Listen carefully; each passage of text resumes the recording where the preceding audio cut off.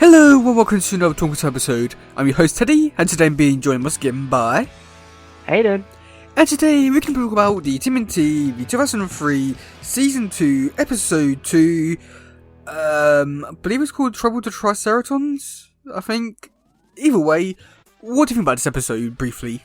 To be honest, I really don't know what to say about this episode. This episode was completely different to what a typical Turtle episode would be. It is very out there and it's very action-packed. And to be honest, if I had to describe it briefly, I'd have to say it has got so many references and copycat references in there. It's unbelievable. You have to say that with this episode, I was quite surprised with how much I was able to keep up the pace with the last episode, and almost continue on where they left off really well. Because I know that was some multi-part episodes when we do pick up with the second part or the third part or something like that. Sometimes I do feel like sometimes the pacing does feel a little bit off or something along those kind of lines. But I was generally quite surprised how well it really did pick up the pace of the momentum of the last episode and then run with it throughout the whole episode. And I really did enjoy that. One thing which I will say about the beginning bit, because I know that this wasn't on the YouTube version which you watch, but the monologue bit which Mikey gave, I was very surprised. That went on for over a minute. I was very surprised by that. So with the first bit, there's not really too much I can really say about it, because, I mean, where do we really begin? Because it's a lot of just talking. First you got the spy talking to the Triceraton about information from General Blank. Do you have anything to say about that scene there, or not?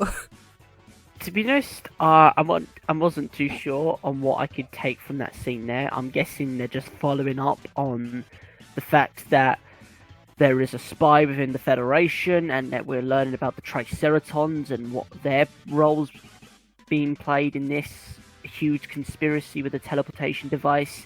But to be honest, I didn't really have too much to say, but I guess it was just a nice build-up from the last episode. You have to say that bit there, it just felt like a nothing kind of scene. It just felt like there was this... I don't want to say there was setting things up for stuff in the future for this episode, because I don't think it was. It just felt like it was almost like trying to just bring the viewer up to speed what happened in the last episode. But with the little bit at the beginning bit, they did explain very well what happened in the last episode. But yeah, it got something like this. It just seems so weird, just so, I don't want to say bad, but it just seems like it was just there just to bring this viewer up to speed with everything which we already know and all that. And it was just a bit and even the update she gave to the Triceratons, it was very pointless as well. It's just saying yeah, I got nothing, but I need more money. It was so stupid. It was very bland, that conversation. Yeah. So after that, we do get to see the turtles. They're about to go into this bar type area, but they can't go in because they need a disguise. Okay, let's talk about Mikey's disguise. I feel like we may have a few choice words about that. Mikey's disguise was very feminine, I must say. It was very feminine and very pink. He had to go with that colour. Of course it was Mikey. Who else would rock pink? Yeah, it's just so Mikey kind of thing, which I think works so well. He just really does seem like the type of character that would wear a dress, and I don't think it's he seems like the kind of character that would wear it just for the fun of it. He doesn't really seem oh no, I don't wear this dress, oh no, what am I gonna do? He really gets into it, which I can't tell if that's a good thing or a bad thing for his character, but it gets slightly weirder throughout the episode, and then I was looking at the chest area of the turtle. I know it seems really weird, but it really. Do you understand what I'm trying to say? Because I don't really want to say it, but it really seemed like he had them. Oh God! Of course you. To be honest, I'm not surprised, but yeah, I understand where you're coming from with that. It was just the lines that was just there that didn't really need to be there. He's a flat-chested turtle, but yet there's lines there. Someone went a bit above and beyond just to design that specific dress for Mikey. Let's just say that. Yeah, I don't think it was for, the TV thing. I feel like that it was more for a personal reason. But yeah, okay, this bar scene. Oh gosh. So we got a few things to talk about this bar scene. Okay, first of all, the Star Wars reference. I'm pretty sure you got a few words to say about that. With Han Solo and Chewbacca. What do you think about that bit there? First off, when they walked into the cantina, I was thinking, okay, this reminds me of Star Wars a lot, because they walk into the cantina, Luke Skywalker and Obi-Wan Kenobi, they walk into the cantina and they're looking for the smugglers to try and get them off planet. And I was thinking, okay, this sounds familiar. It's a very much Star Wars type episode. And then, of course, when the Future Toy points at the two smugglers, and it looks so much like Han Solo and Chewbacca, and of course the Chewbacca type creature then does the iconic roar of Chewbacca, and I'm thinking, oh my gosh, this is exactly straight from Star Wars. The copycat referencing right now is unbelievable, and I really did like that because it was just like, oh my god, that's Star Wars. They've taken a mainstream piece of media and they've used it in their own, and I just love how they did that.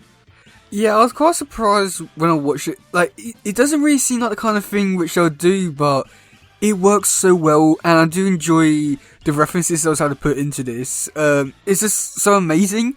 I mean, the only thing I've got to say is, well, I wish I do like a lot more of these more obvious kind of references, like very just straight up ripping it off. Because I feel like these ones are just like so much fun to see, and I mean, with it, I would like to see like a lot more of like the Star Wars kind of stuff into this, because it really does feel like they could do a lot of stuff from like Star Wars, like especially like with ships and stuff like that.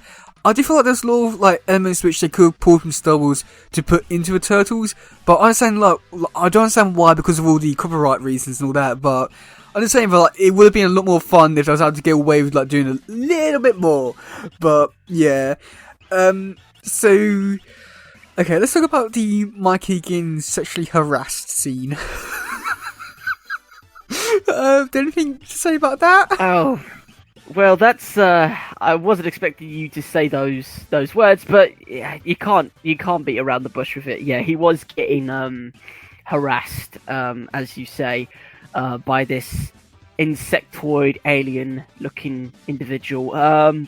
But yeah, no, it was very weird and kind of funny at the same time to see like Mikey being approached by this strange looking figure, and being like chatted up and talked to. And of course the pickup lines from the insectoid or whatever type creature was like very, very like cheesy. I have to say that it was very cheesy. Well, it gets even worse when you realise that the alien who was sexually harassing Mikey was a person who does the voice for Raph. And it only just clicked to me right now. It's just like, oh shit. Like, and oh god. Yeah, I mean, it's so normal to hear just Raph go like talking normally, but then when you hear his voice actor going, oh, you look beautiful. Oh, are you a book? I want to check you out. It's just so. Yeah, no, please stop it. I don't want to go through that again. Why not? It's amazing. Oh, I really wish I didn't know who's playing the voice actor now. Shall we move on? Oh god, no. This got really weird really quickly. Yes. Okay, the chef, his voice was not something I was expecting. It was weird.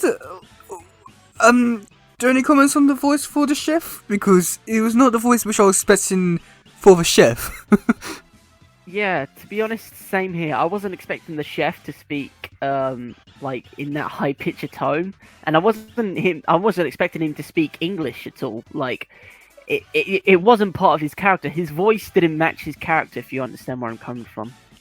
Yeah, I mean, I think he has like a pretty cool and decent design. It's just that his voice was maybe his voice was suited that other alien that harassed Mikey. I feel like if you switch those two voices around, you might have a better combination. But yeah, it's just, I mean, it wasn't bad. It was just very off-putting because it doesn't seem like the kind of voice that would fit that alien.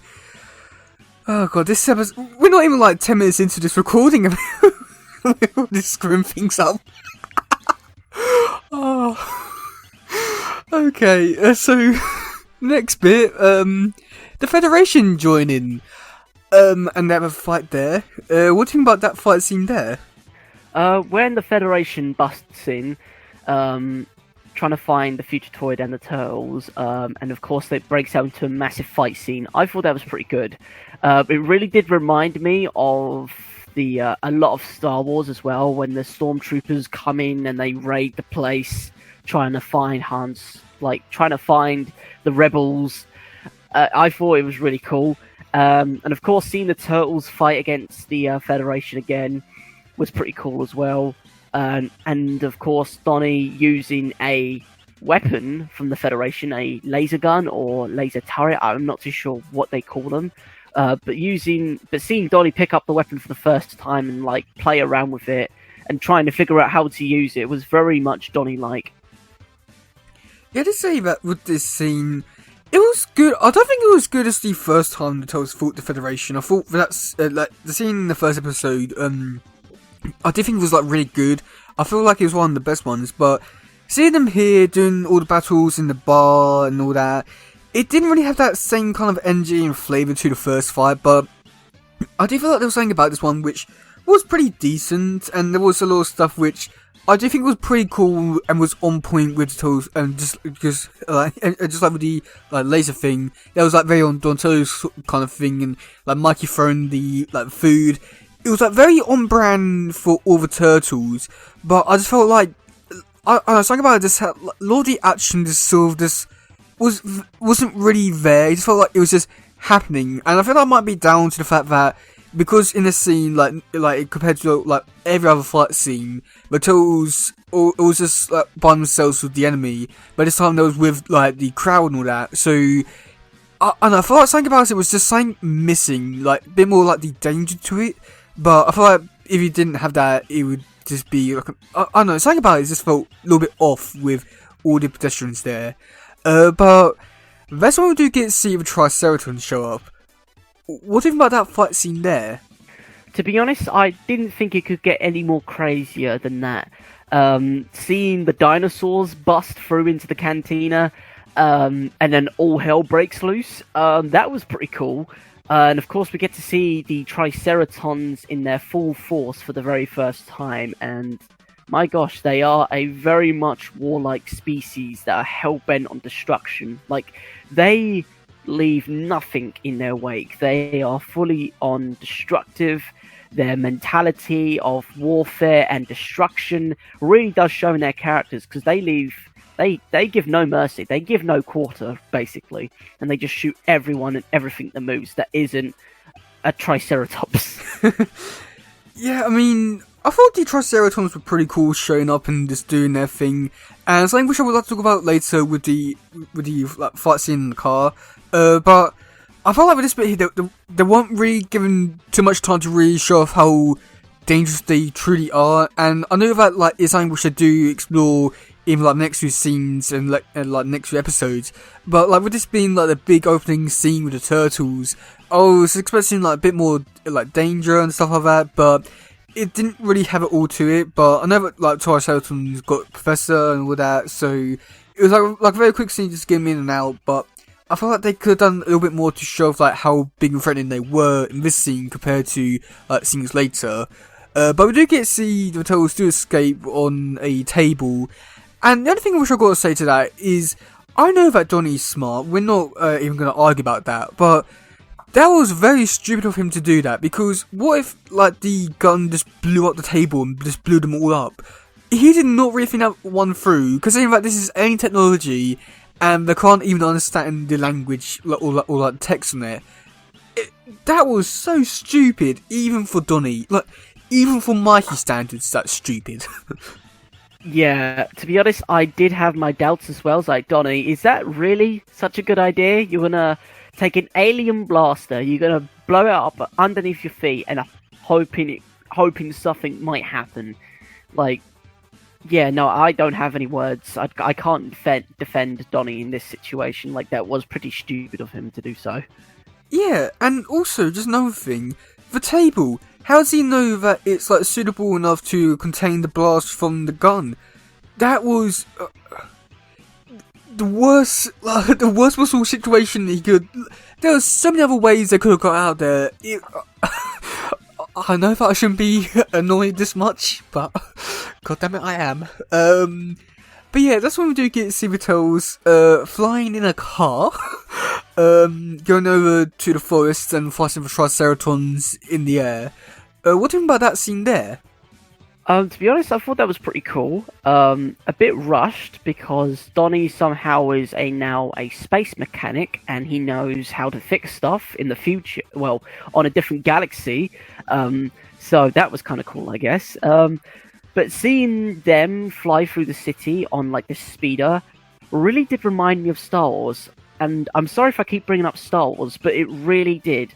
The turtles going through the city, going after the Fugitoid, really did remind me of Star Wars, of Obi-Wan Kenobi and Anakin Skywalker going through like the city on Coruscant, hunting down the bounty hunter who was going after to kill Padme.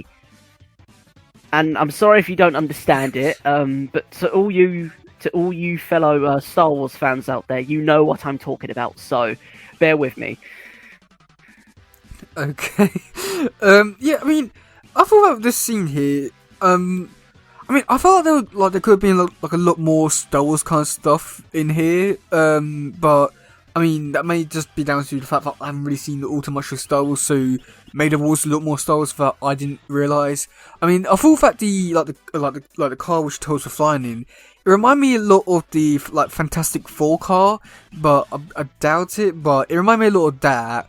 And I must admit, I did enjoy this fight scene with this like being very like different compared to all the other fight scenes with him going through the woods, fighting for Triceratons in the air, and even when like the Toads were losing, and I absolutely loved the bit where like Mikey's like jumping down from his car into the other car, and Toads like kind up the car to fight throw the Triceratons, and one thing which I really enjoyed in this scene was how the Triceratons did show off their strength with destroying the car. It was like a really great scene to like show off like everyone's like skills, like weaknesses and strengths, and it was just a really fun scene. I just wished like it was a little bit longer, and I do wish that Toads did have like some sort of weaponry just so that it was a little bit more entertaining. But I think other than that, this scene was just a really fun, great scene. But I just wanted it to be a little bit longer. But yeah, that's when we do go into the next scene, and oh boy, it's a war. Yeah, was you expecting it to be a war between the Federation and the Triceratons this soon?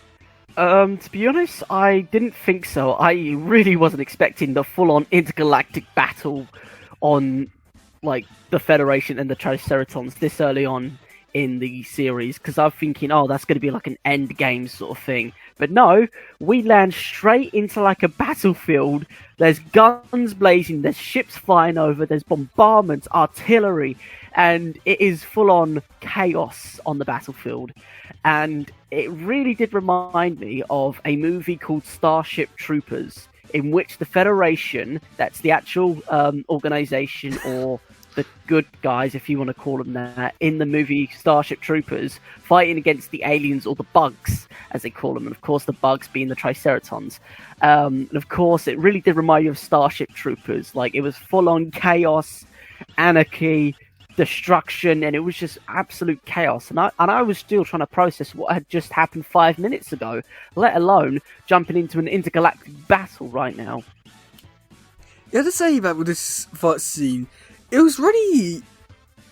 It's really good, I want to say. I mean, I wish that this fight scene was definitely explored a lot more, because I do feel like with this like kind of fight scene or like war kind of scene, it would definitely would have shown off like all the stuff which I feel like we needed to see for both groups in terms of like weaknesses, strengths, and how they are so, operate and all that, and even like somewhat like to like try to connect with these characters.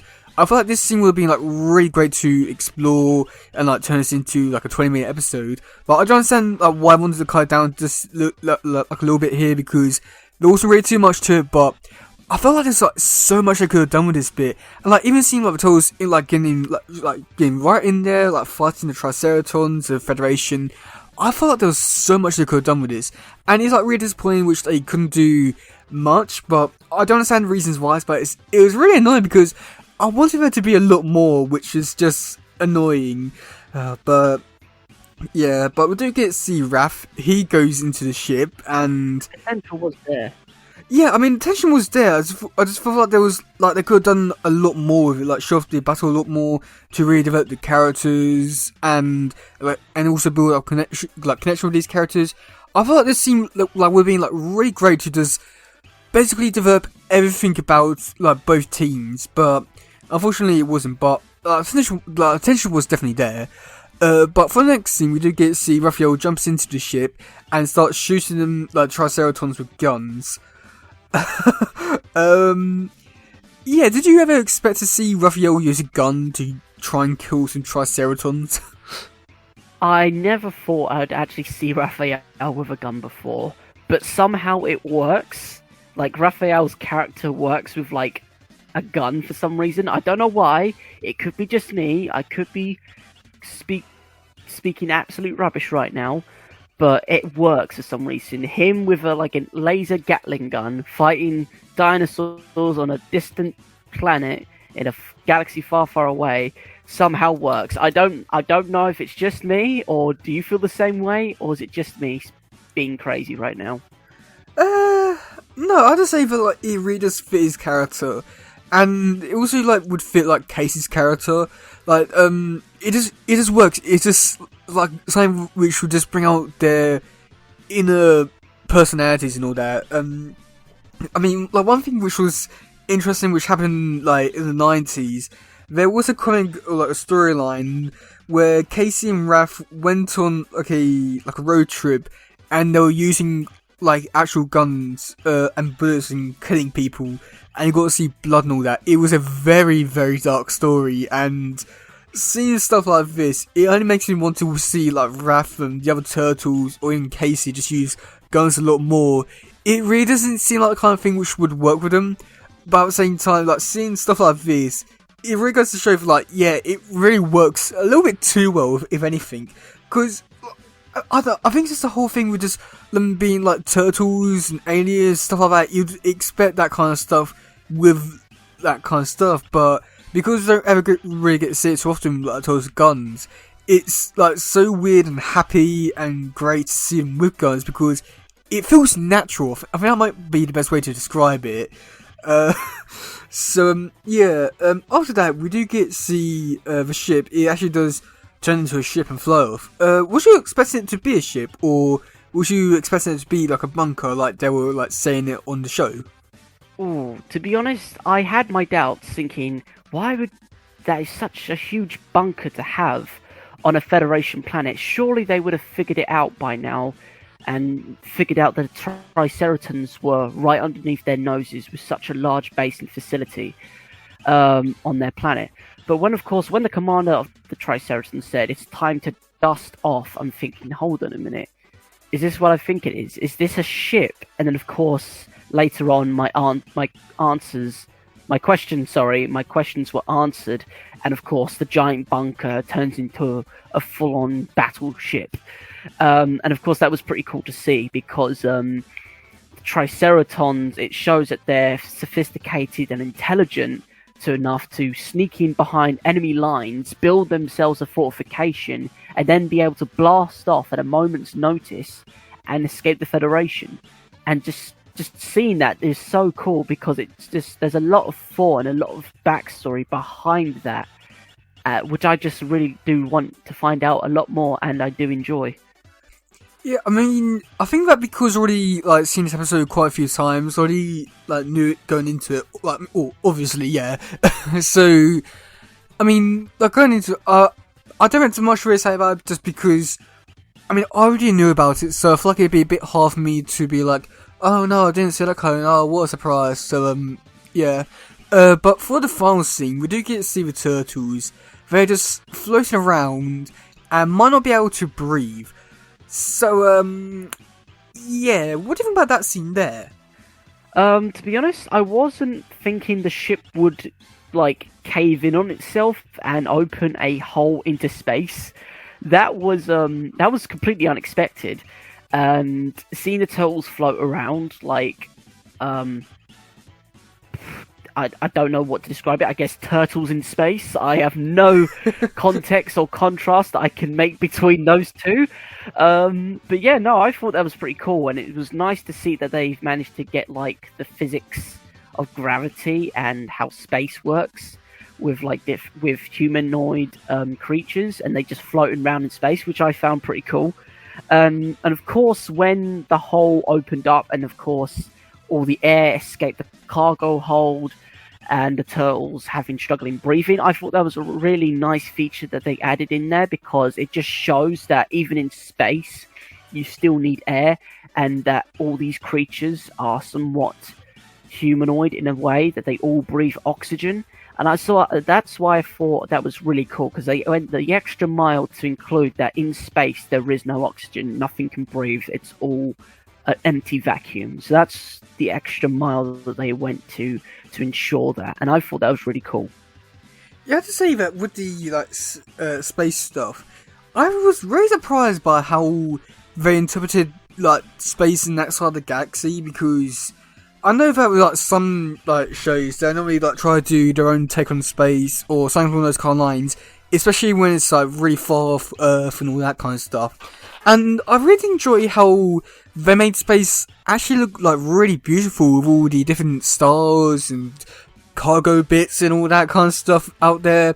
It makes me like really jealous that they have something really that beautiful out there, and we have what we have. And yeah, yeah. And with the whole cargo bit, I mean, yeah, I do like how they are like do use the oxygen kind of thing.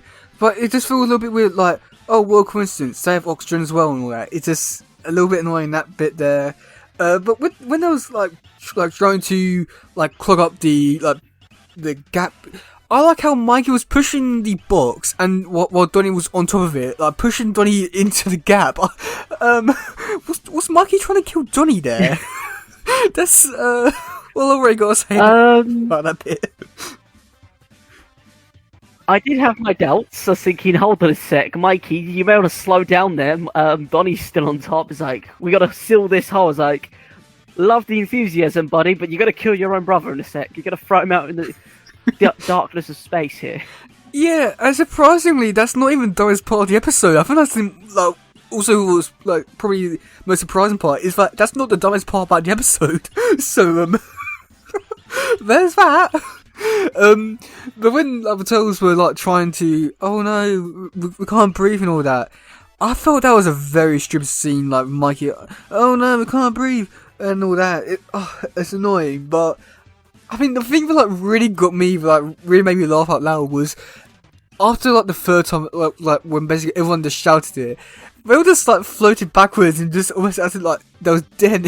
It was stupid but hilarious, and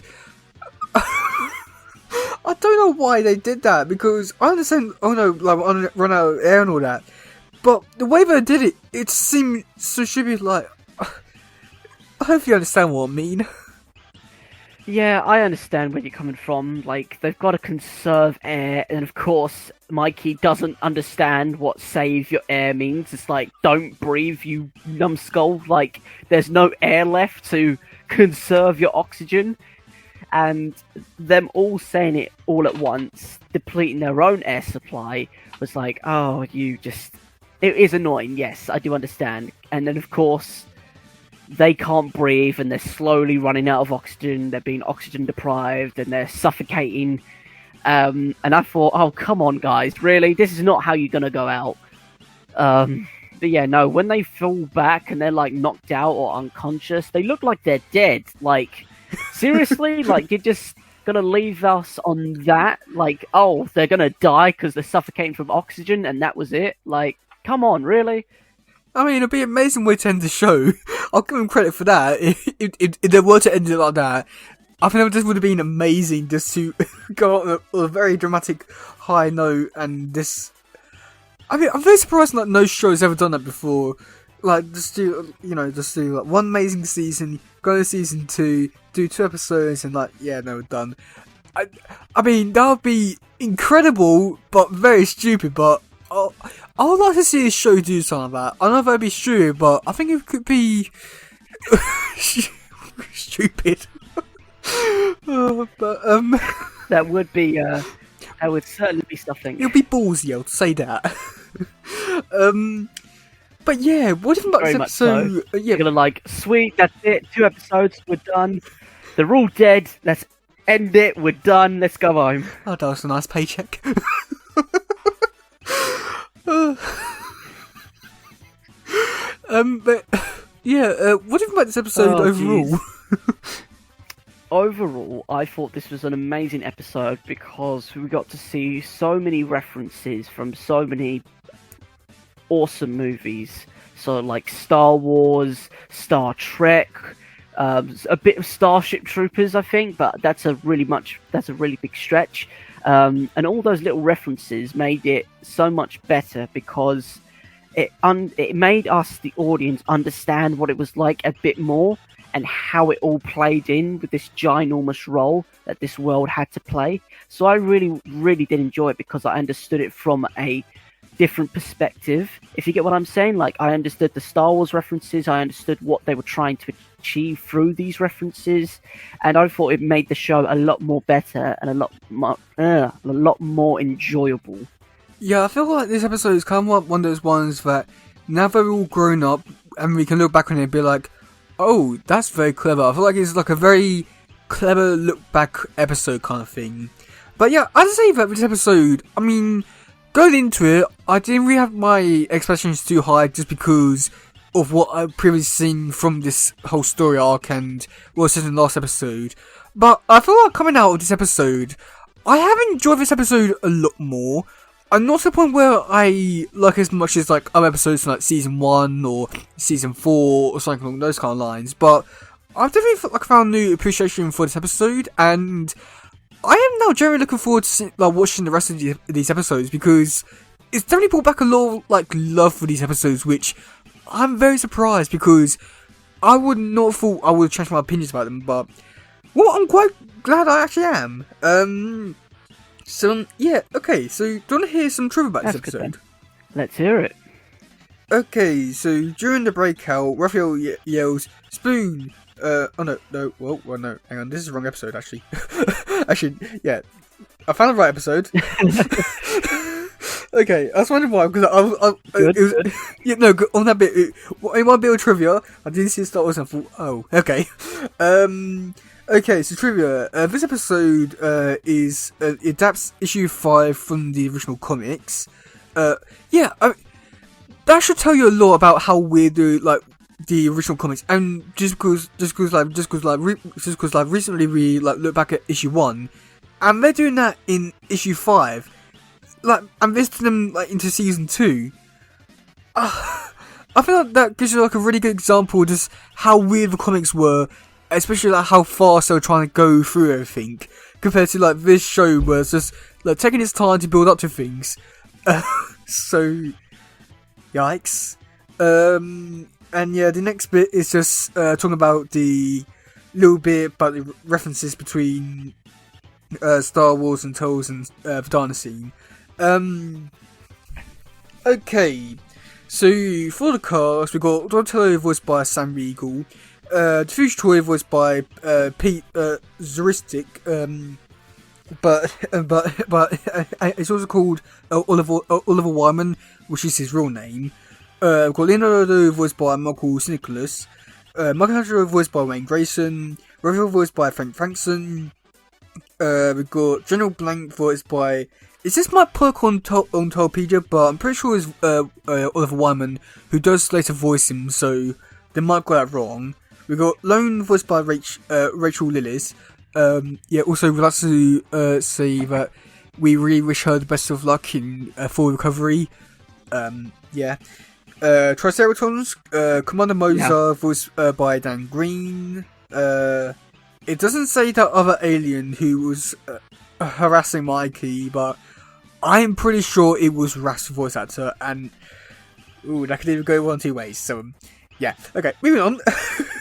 Okay, so for this week, oh god, I will be constantly bringing this back up. I know what people. Just for the fun of it. People are going to take this out of context massively. Yeah.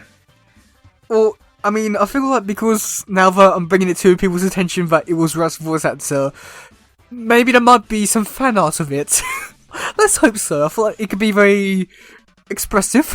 Don't encourage him. Don't encourage him. Why not? It's only a bit of fun. I do not want this to start off some sort of crazy art for Raphael. Just don't do it. Audience, if you're listening, don't do it. Don't try it. I don't want to see it. This is like not happening, alright? Oh, there's already tons of it out there already. We don't need to encourage them. Well, you like or not, it's there. Okay, moving on. Okay, so for this week, for the person we're going to be looking into is Oliver Wyman, who did do the voice of Future for the show. Now, I'm pretty sure you definitely might have heard of him in like quite a few things. He does do like a lot of like audiobooks. He was in he's done stuff in Sonic as the Big Cat. He's in Shaman King, Pokemon as Drew, Zigagon. He's in quite a few episodes, so I'm not too sure like what characters he voiced. Let's see what else. He's been Yu-Gi-Oh! That's been something which I want to be like getting into. I feel like that's something which I would enjoy, but yeah. Was in Lego Dimensions as Big the Cat. What else? I was in Dark Knight Rises, the video game, as James Gordon.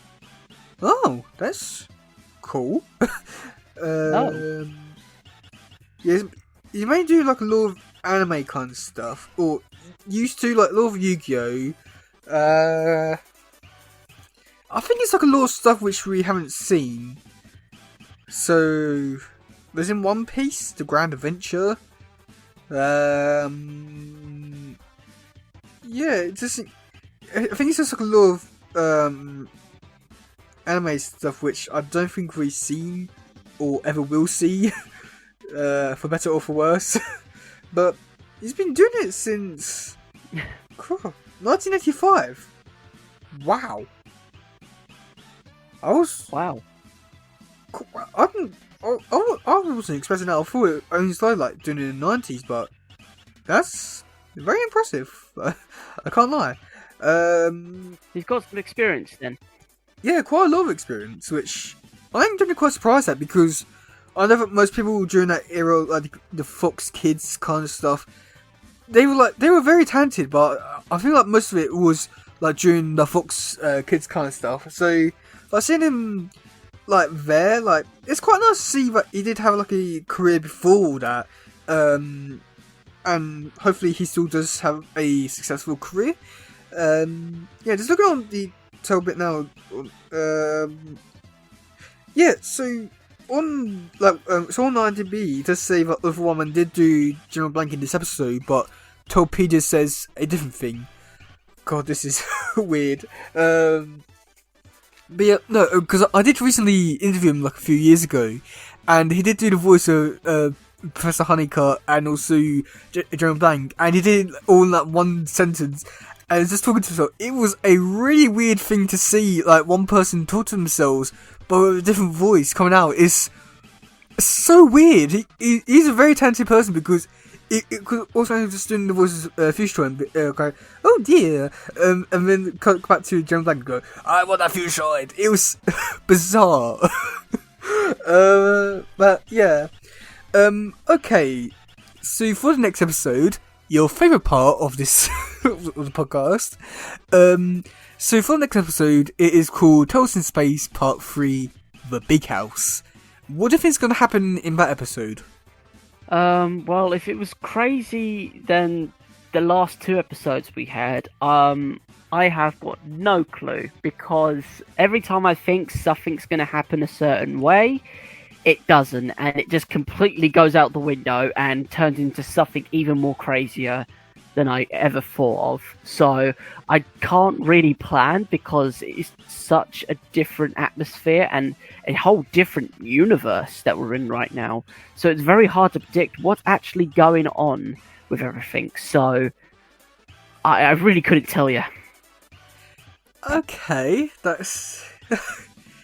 Either way, I feel like you're gonna get you'll be very surprised for what happens next. I don't think you're really prepared, so yeah. Okay, now your favourite parts. Who do you think is gonna be introduced in the episode? Ooh, okay. Maybe I want to say Donnie for some reason. You are right. But I know it's not Donnie. I'm gonna get it wrong anyways. Of course. Okay. I'll give you one more try. I feel like you've earned it. Okay then. Mikey? Wrong again. So the person who's going to be introduced in this episode is Future Toys. Oh, okay. I forget we have more characters now, so it's just not it's not stuck to the turtles.